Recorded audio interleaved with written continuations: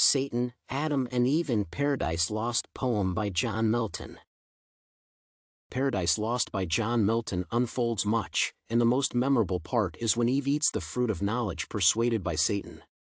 It is not until recently that Satan's motivation started to be looked at in literature. Adam and Eve were motivated by different things, including curiosity.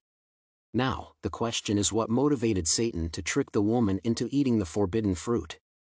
In the book, it is clear that Satan is the only one apart from God who has seen both the earth and heaven.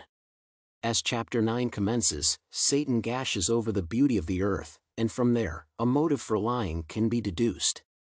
The beauty of the earth makes Satan angry, and unlike human beings, he cannot enjoy it because he is cursed and miserable. The first motivation is to make others as sad as he is and not enjoy it for long. Satan went through many troubles waiting for Eve and Adam to arise after thinking of his brilliant plan. Satan had to wait for the perfect moment to catch one of the human beings alone so that he could convince them to eat the forbidden fruit. For a minute, the devil was struck by Eve's beauty, and his hate was forgotten, but then he snapped out of it. The motivation behind all this planning and waiting was his hate for God and his actual plan to revenge. The devil saw God as the one who had human qualities. Satan heard Eve and Adam speaking about not being allowed to eat the fruit at the center of the garden. Since he did not understand the reason, he assumed that God was preventing his creation from being as wise as he was. Satan believed that God was envious of his creation and that for Adam and Eve to have knowledge was a good thing, and they should not have been prevented from enjoying it. The other reason behind Satan's rebellion was that he was freeing human beings from a tyrant leader who was cruel and did not want the best for his creation. In Satan's justification for his acts, he was doing Adam and Eve a favor by freeing them from the hands of God, who was jealous of them. However, Satan is on the wrong side of the story because there is no reason for God to be envious of his creation. Satan's view of hierarchies was mistaken, and thus he rebelled. Satan thought that God wants to put his creation enslaved and low. According to Satan, it was the reason God had so much selfishness within him and wanted to enslave his creation and keep everything for himself. Satan presents the case to Eve as though God uses the restriction on the tree of knowledge to keep them in check and be in control. The reasoning behind God's restrictions and rules is that his creation threatens him as believed by Satan.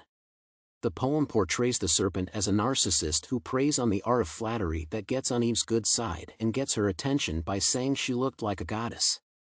A narcissist has no good reason to hurt the people around him. It is a person who derives joy and pleasure from making people feel bad.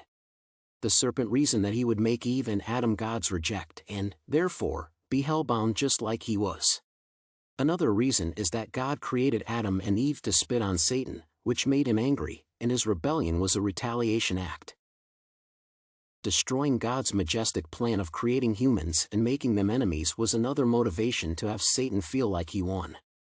The serpent was incapable of repenting and coming back to God, and for that reason, he continuously sorted for ways to have his revenge. The serpent should have been checking his ego and correcting his pride, but he employed a defense mechanism and applied revenge instead. Satan also wanted to show flaws in God's ways and creation by using them against him. Satan knew about the power of free will that Adam and Eve had been endowed with, and he used it to get to God. Satan aimed to show God that the gift of free will was a double-edged sword that could be used for destruction. Satan did this by turning the minds of Adam and Eve into their own worst enemies. Looking at this comparison between the motives of Adam and Eve and that of the serpent is vital. One reason is that the serpent's rebellion led to the creation of human beings in a significant way. A closer look at what and why the serpent did rebel against God explains the events and allows for a greater understanding of the whole situation.